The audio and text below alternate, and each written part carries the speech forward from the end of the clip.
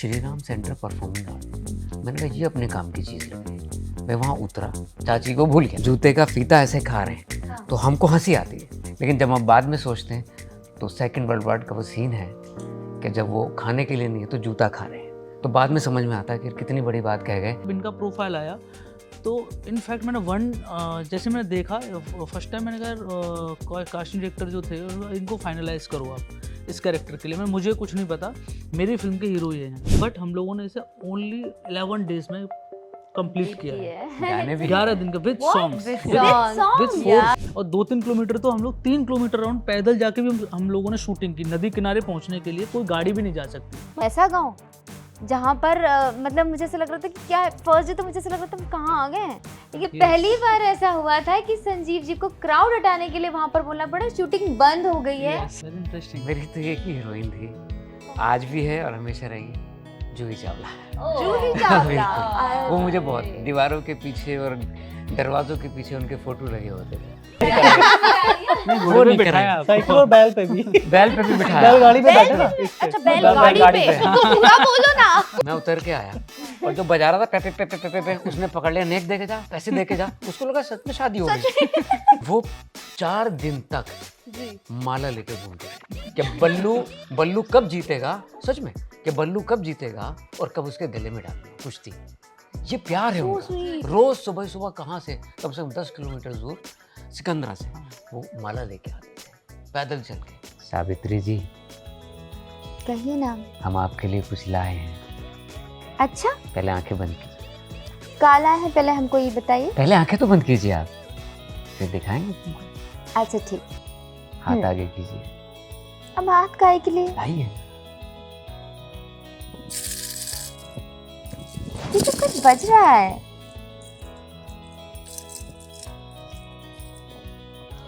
हाय राम, चूड़ी, ये तो हमको बहुत पसंद है। आपको कैसे पता?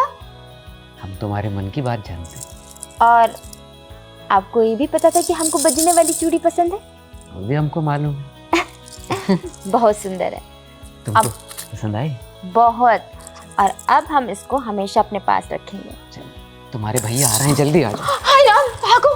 हाय एवरीबॉडी, नमस्ते। मैं हूँ आपके साथ इशिका और आप देख रहे हैं ENT लाइव। और आज मेरे साथ जो लोग मौजूद हैं, आपने एक ट्रेलर आजकल देखा होगा जो हर तरफ छाया हुआ है, दैट इज मनिहार का ट्रेलर, और काफ़ी लोगों को पसंद आ रहा है। आप लोगों को भी डेफिनेटली पसंद आया होगा। उसी पर आज बातचीत करने के लिए मेरे साथ मौजूद हैं cast and producer and director. So let's start the conversation. Okay, so पहला सवाल मेरा सर आपसे रहेगा जी। मैंने ऐसा सुना है आपके बारे में कि आप अपने आप को चार्ली चैपलिन से कंपेयर करते हैं। कंपेयर नहीं करता, वो मेरा आदर्श है। आदर्श है हाँ, वो आदर्श आपके। है मेरे। लेकिन व्हाई ही? और देखिए, एक तो मुझे कॉमेडी ज़्यादा पसंद है जी। और जो बात व्यंग के ज़रिए कह दी जाए तो वो ज़्यादा अच्छी लगती है। और चार्ली चैपलिन अगर जूते का फीता ऐसे खा रहे हैं तो हमको हंसी आती है, लेकिन जब हम बाद में सोचते हैं तो सेकंड वर्ल्ड वॉर का वो सीन है कि जब वो खाने के लिए नहीं है तो जूता खा रहे हैं, तो बाद में समझ में आता है कि कितनी बड़ी बात कह गए व्यंग में, हंसी हंसी में। तो इसलिए मुझे पसंद है। फिर कद काटी जी। तो कहीं ना कहीं वो मिलती जुलती है, तो इसलिए मुझे पसंद है। तो मैं आपसे अगर जानूं कि दिल्ली से मुंबई तक का सफर आपका कैसा रहा है? दिल्ली से मुंबई तक का तो आसान था, गांव से दिल्ली तक का बहुत मुश्किल था। तो वो मैं बताना चाहूँगा, क्योंकि एक तो मैं ऐसे परिवार से आता हूँ जहाँ थोड़ा सा एक्टिंग वगैरह करना मुश्किल होता है जी। जहाँ बहुत मजहबी लोग हैं। हाँ जी। तो लेकिन कभी मतलब ऐसी रोक टोक नहीं हुई जब तक उनको पता नहीं चला था कि मैं एक्टिंग लाइन में हूँ। वो काफ़ी दिन बाद जब मैं NSD चला गया तब पता चला। उसके बाद जब दिल्ली आया तो जामिया में एडमिशन लिया। हाँ जी। स्कूलिंग और कॉलेज वहीं से किया। तो वहाँ NSS नेशनल सर्विस स्कीम, हाँ जी। उसमें ज्वाइन किया। तो वहाँ कैंप लगते थे, वहाँ एक्टिंग करता था। उसके बाद एक दिन मैं ना अपनी चाची को लेने जा रहा था नई दिल्ली रेलवे स्टेशन, तो मेरी नज़र गई Shri Ram centre performing art. मैंने कहा ये अपने काम की चीज़ लग रही। मैं वहाँ उतरा, चाची को भूल गया और वहाँ उतर के मैं गया तो मैंने कहा ये एक्टिंग सिखाते हैं? बोले हाँ। मैं कहा मुझे सीखनी है, फॉर्म ले लो। तो 50 रुपये का फॉर्म था, ब्रोशर के साथ मैंने ले लिया, मैंने भरा, मेरा हो गया। रोशनी जी, आपका भी सफ़र इतना इजी नहीं रहा है। लेकिन जिस तरह से आपने अपने आप को टीवी में इस्टेब्लिश किया, उसके बाद अब फिल्में हमने आपकी देखी, तो आपका सफ़र कैसा रहा है अभी तक इंडस्ट्री में? सफ़र मेरा भी बहुत मुश्किलों भरा रहा है, क्योंकि मैं भी एक ऐसी फैमिली से बिलोंग करती हूँ जहाँ पर मेरे डैड जो कभी भी परमिशन नहीं देते थे कि मैं इस फील्ड में आऊँ। जी। लेकिन मेरी आइडल थी मेरी सिस्टर, क्योंकि वो हमेशा से एक्टिंग करती थी, जो मेरे पापा को बिल्कुल पसंद नहीं था।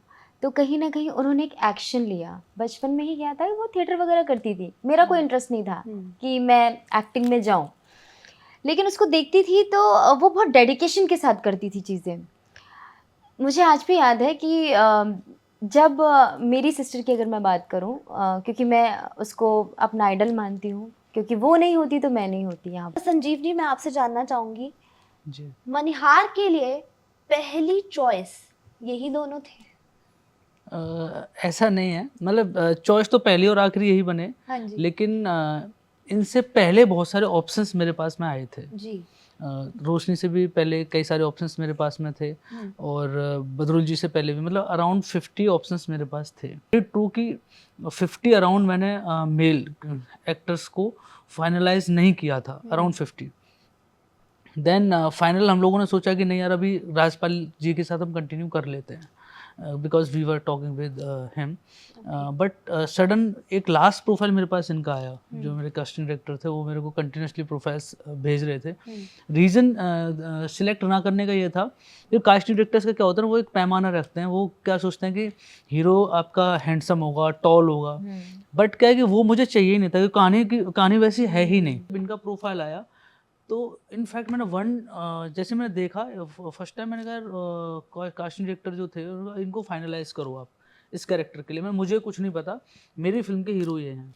देन उन्होंने इनसे बात की, चीज़ें हुई, देन वी फाइनलाइज्ड। और रोशनी के ऑप्शन में हमारे पास में बहुत सारे ऑप्शन आए, इधर भी फीमेल में, क्योंकि फीमेल में तो इतने सारे ऑप्शन होते हैं। हम लोगों को चाहिए था कि हमारी स्टोरी के अंदर फिट हो लड़की, जो भी हो। वहाँ भी प्रॉब्लम कहाँ आ रही थी कि वही modern faces she is also modern, but क्या है कि एक टेक्सचर होता है फेस का जो आपकी स्टोरी को कनेक्ट करता है। तो वो मैंने कहा यार रोज नहीं, मैंने प्रोड्यूसर के पास ही भेजा वो ऑप्शन, तो प्रोड्यूसर ने बोला नहीं यार शी इज़ परफेक्ट, इसको हम लोग कंटिन्यू करते हैं। उसमें भी 2 ऑप्शन हम लोगों के एट द एंड ऑफ कि लास्ट जब हम लोग चल रहे थे फिल्म को लेकर के, जैसे जैसे आगे बढ़ते जा रहे थे, मतलब शायद मुझे लग रहा है बिफोर 10 डेज शूटिंग से 10 दिन पहले हम लोगों ने फाइनलाइज किया था। उसमें 2 ऑप्शन हमारे पास पैरेलल चल रहे थे। देन वी डिसाइड हर कि शी इज़ डूइंग। एंड जब मयंक से मेरी बात हुई तो उन्होंने कहा अभी फाइनलाइज हम लोग फाइनली रोशनी को हम लोग कन्फर्म करते हैं इस फिल्म के लिए। फिल्म का सबसे बड़ा खास बात है कि ये फिल्म मेरी फुल लेंथ मूवी ही है, 2 आवर्स, बट हम लोगों ने इसे ओनली 11 डेज में कंप्लीट किया है। 11 दिन का विद सॉन्ग्स या।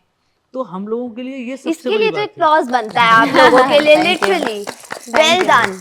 सारी कास्ट एंड क्रू ने इतनी मेहनत की ना हम लोगों ने कि 11 डेज। एक्चुअली रीज़न ये था कि बारिश शुरू होने वाले थे, और जहाँ हम शूटिंग कर रहे थे वहाँ मिट्टी बहुत थी, मतलब मिट्टी इन द सेंस कि वहाँ वैनिटी नहीं जा सकती थी। मतलब आपको अपने सारे जितने भी एमिनिटीज़ हैं आपको लोकेशन से 20 किलोमीटर्स बिफोर छोड़ के आने हैं। मतलब कोई सुविधा नहीं है आपके पास शूट में, no vanity and no very good hotels there, क्योंकि हम लोग वैजामू गांव में, मतलब गांव था वो एक, वैजामू जो गांव है वो कानपुर देहात में आता है। वहाँ ऐसा था कि हम लोग वैनिटी नहीं लेके जा सकते थे, और 2-3 किलोमीटर तो हम लोग 3 किलोमीटर राउंड पैदल जाके भी हम लोगों ने शूटिंग की। नदी किनारे पहुँचने के लिए कोई गाड़ी भी नहीं जा सकती। मतलब आप लोग रेडी होकर आप पैदल चलते थे 3 किलोमीटर? यस, मतलब बहुत अलग सा माहौल था। ऐसा गाँव जहाँ पर मतलब मुझे ऐसा लग रहा था कि क्या फर्स्ट डे तो मुझे ऐसा लग रहा था हम कहाँ आ गए हैं, लेकिन धीरे धीरे वो ढलते ढलते वहाँ पर चीज़ें इतनी अच्छी लगने लगी कि मुझे लग रहा था कि नहीं कुछ दिन और हम शायद रुक सकते थे यहाँ पर। कोई इंसिडेंट शेयर करना चाहेंगे? हाँ, और वो चीज़ जी मैं बताती हूँ। एक हमारे शादी सीक्वेंस था, हाँ ठीक है, और आपको पता है ब्राइडल ड्रेस में कैसे आप रहते हो, तो वो नाइट में शूट होना था। और आपको मैं बता दूं कि उस गांव के लोगों को तो पता ही था कि वहाँ पर शूट चल रहा है और शादी सीक्वेंस चल रहा है। बाकी और पता नहीं अलग अलग गांव के लोग भी वहाँ आ गए थे, और ऐसा माहौल वहाँ क्रिएट हो गया था। और मैं वहाँ पर संजीव जी किन के घर पे थी, कोई तो प्रधान जी के घर पे मैं थी और मैं रेडी थी पूरा ब्राइडल लुक में। हाँ और मुझे इतनी, और फैन भी नहीं, लाइट भी नहीं, ऐसा हाँ। सीन था वहां पर। और मुझे ऐसा लग रहा था कब शूट होगा और कब चीजें होंगी, और अब बस अब इनफ हो रहा है, इनफ हो रहा है। पता चलता है कि वहां पे इतना क्राउड है कि मैं नहीं जा सकती थी वहां पर। तो पहली बार ऐसा हुआ था कि संजीव जी को क्राउड हटाने के लिए वहां पर बोलना पड़ा, शूटिंग बंद हो गई है, अब आप लोग जाइए, शूटिंग आज नहीं होगी, कल होगी। तो जब ये सब हुआ तो भी गांव वाले नहीं जा रहे थे, वो भरोसा नहीं कर पा रहे थे कि जान के झूठ बोल रहे हैं हाँ, शायद। तो जब ये टाइम काफी निकल गया और आई थिंक 1-2 घंटा लगा उनके जाने के बाद, हम वापस गए और हमने शूट किया। तो वो इतना हेक्टिक था मेरे लिए, मुझे ऐसा उस दिन लग रहा था कि बस अब हो जाए किसी तरीके से शूट और मैं ये चेंज करूं कैसे भी करके। तो वो एक इंसिडेंट था जो थोड़ा सा हेक्टिक था, बाकी तो सब चीज़ें निकल गई। और एक अच्छा भी था जो हमने गाना शूट किया, वो तो मेरे लिए बहुत बेस्ट था क्योंकि हमने नाव में शूट किया था वो सॉन्ग। और मुझे एक चुलबुली से लड़की का फील आ रहा था क्योंकि वो गाना ही इतना खूबसूरत था।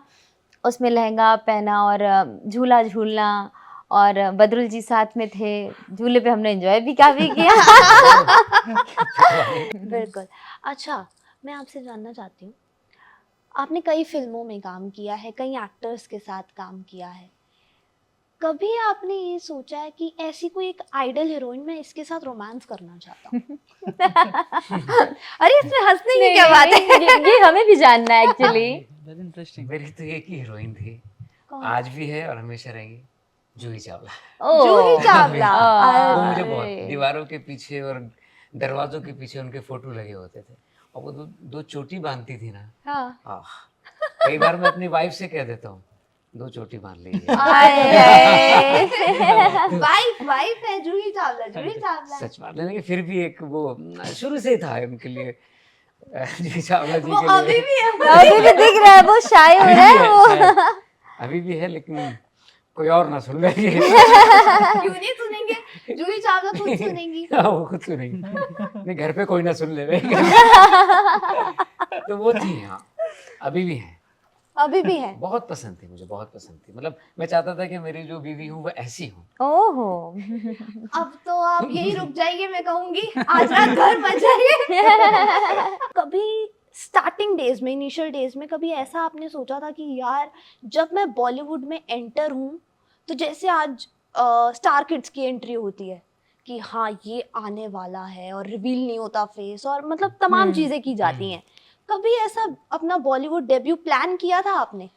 शाहरुख खान साहब ने भी कोई ना कोई चाहिए है, हाँ। और अमिताभ बच्चन भी हंसते हुए, है ना।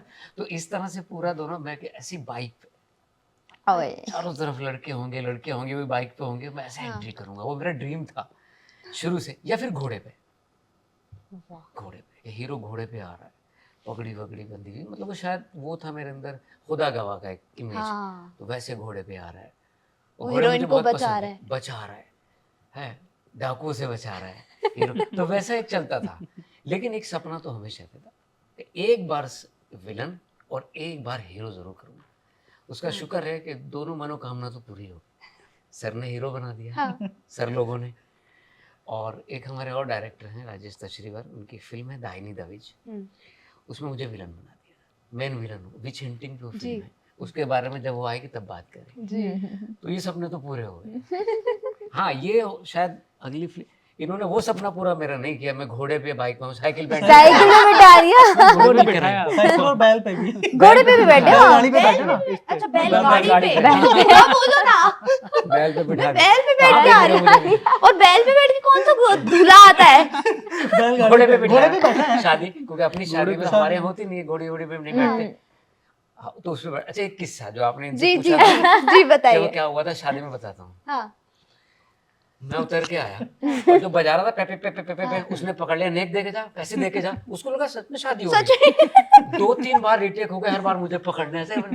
ये आए, मैंने कहा सर भैया ये शादी नहीं है, नकली शादी है, बहुत समझाया। बहुत इंटरेस्टिंग और था। देखो गाँव वालों की मासूमियत बताता हूँ आपको। हाँ। एक बुजुर्ग जिनके घर में हम शूटिंग कर रहे थे, वो 4 दिन तक जी माला लेके घूमते रहे। बल्लू कब जीतेगा, सच में, कि बल्लू कब जीतेगा और कब उसके गले में डालूंगा कुश्ती। ये वाह। प्यार है So उनका। sweet. रोज सुबह सुबह कहाँ से कम 10 किलोमीटर दूर सिकंदरा से वो माला लेके आते थे पैदल चल के, इतना प्यार और वो सीन हाँ, हर बार no डिले हो doubt. जाता था। डिले हो जाता था। फाइनली जब doubt. तक उन्होंने कहा कि जब ये कुश्ती जीतेंगे तो मुझे माला डालनी है, वो माला डेली सूख जाया करती थी ना, ऐसे सुबह लाते हैं शाम को। अब ये भी मुझसे बोलते थे वो सीन कर लो, मैंने यार अभी उस सीन हम लोग अपने शेड्यूल के अकॉर्डिंग करेंगे। हाँ तो 4 दिन तक वो बेचारे वेट करते रहे, जिस दिन ये जीते उस दिन रात हो गई, मतलब कुश्ती वाला सीन होते होते। जी। अब हम लोग तो पैकअप करने ही वाले थे, हम लोग चलते हैं भाई। तो सडन वहाँ जो है गांव वाले बोले सर जब तक आप माला नहीं डलवाओगे तब तक हम आपको जाने जाने नहीं नहीं देंगे। देंगे। तो लास्ट में उनको माला पहनाई इनको उन्होंने, तब उनको संतुष्टि मिली, तब हम लोग वहाँ से हम लोगों ने पैकअप किया था। अच्छा, यहाँ पे ना बहुत सारे लोगों को मनिहार का मतलब नहीं पता होगा, तो आप लोग बताना चाहेंगे क्या जी, होता है हाँ। उसका मतलब? मनिहार देखिए एक वर्ड है और एक प्रोफेशन है मनिहार, मतलब एक इंसान जो कि गांव-गांव मोहल्ले मोहल्ले जाके चूड़ियां पहनाता है। जी। और ये बहुत पुराना वर्ड है, मतलब बहुत एंसेंट वर्ड है, क्योंकि ये नाम आपने सुना होगा, एक गाना आता था हम लोग जब छोटे छोटे थे तब सुनते थे, मनिहारी का भेष बनाया श्याम चूड़ी बेचने आया। जी। तो चूड़ी बेचने आया मतलब कि ये मनिहार जो होते थे वो गांव गांव मोहल्ले मोहल्ले डोर टू डोर जाकर के चूड़ियाँ बेचा करते थे। चूड़ियाँ बिंदियाँ वो सब एक पूरा रहता था, श्रृंगार का सामान होता था लेडीज़ का। होता क्या कि बहुत पुराने टाइम में हम भी, मैं क्योंकि मैं 5-6 साल तक तो गाँव में ही रहा, फिर उसके बाद में हम लोग शिफ्ट हुए, तो मुझे थोड़ा थोड़ा हल्का हल्का अभी भी याद है कि एक बड़ा अतरंगी सा जो है मनिहार आया करता था, और मम्मी जी, मेरी माँ और मेरी जो बड़ी दीदी उससे बिंदियाँ चूड़ियाँ खरीदते थे और चूड़ियाँ पहनाता भी था वो एग्जैक्टली। तो वहाँ से वो नाम जो है मतलब इतना एंटिक है कि लोग उससे, आज की जनरेशन तो रूबरू नहीं होगी कि मनिहार कौन है। जी। बट उस टाइम पे क्या होता था कि क्योंकि लेडीज़ को बाहर जाने की परमिशन नहीं होती थी, लेडीज़ गांव से बाहर शहर नहीं जा सकते, शहर दूर दूर होते थे, जाने में पैदल जाना पड़ता था, साइकिल से जाते थे लोग, तो इसलिए मनिहार आया करते थे गांव में। तो जो भी ज़रूरत की, श्रृंगार की ज़रूरत की चीज़ें होती थी वो मनिहार डोर टू डोर, मतलब जो जितनी लेडीज़ होती थी गांव की महिलाएं और जो है बच्चियां, उनको वो आके चूड़ियाँ और बिंदियाँ ये सब दिया करते। तो ये चूड़ियाँ बेचने वाला जो एक प्रोफेशन है मनिहार, वही जो है मनिहार उसी को बोलते हैं, एक इंसान जो जी। कि डोर टू डोर जाके चूड़ियाँ बिंदियाँ बेचता है। शूट करते हुए कभी ऐसा ख्याल आया, अपनी शादी का कोई किस्सा याद आ गया हो? मुझे तो लग रहा है डर लग गया नहीं सर। नहीं, ये डर नहीं। हमारी शादी जो है ना बड़ी अतरंगी है। अब मैं तो खुल के बोलता हूँ, मेरी वाइफ जो है पंडित है अच्छा। और मैं मुगल हूँ। वाह। ये एक अपने आप में कहानी है। ये बहुत सुंदर है। हाँ हाँ, हाँ। सच में। तो किस्सा तो ये है कि भैया अब्बा बैठे, उनके पापा भी बैठे, इनके हाँ। भाई मेरा साले साहब एक माला लेके आए, 2 मालाएं मेरे हाथ में पकड़वा दी, उनके हाथ, बोले एक दूसरे के डालो। तो मैं ऐसे खड़ा हूँ, अब्बा उधर है, वो तो निकाह तक मामला था ना, ये कहाँ से बीच में आ गया। तो मैंने आंखें बंद करी और ऐसे डाल दिया। तो रात के बाद ना मेरा कैरेक्टर अंधा हो जाता है। तो अब पूरी फिल्म ही कॉमिक है, लेकिन व्यंग है, लेकिन गहरी बातें कही गई हैं।